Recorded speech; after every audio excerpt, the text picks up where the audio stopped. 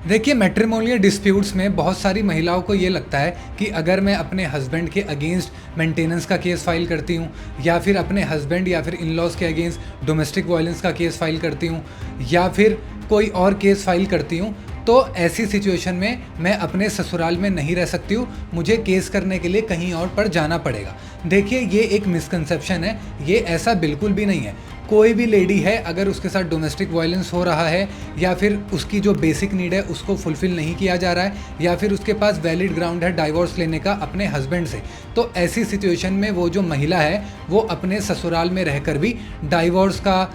चाहे domestic violence का, चाहे मेंटेनेंस का केस फाइल कर सकते हैं। अगर कोई भी लेडी है, अगर उसके साथ बहुत ज़्यादा डोमेस्टिक वायलेंस हो रहा है, किसी भी तरीके से मेंटल क्रूअलिटी हो रही है, फिजिकल क्रूअलिटी हो रही है, सेक्सुअल क्रूअलिटी हो रही है, कोई भी जो कि डोमेस्टिक वायलेंस एक्ट की डेफिनेशन में दे रखा है, किसी भी तरीके से क्रूअलिटी हो रही है, तो वो लेडी जो है अपने ससुराल में रहकर ही वो केस फाइल कर सकती है। और ऐसी सिचुएशन में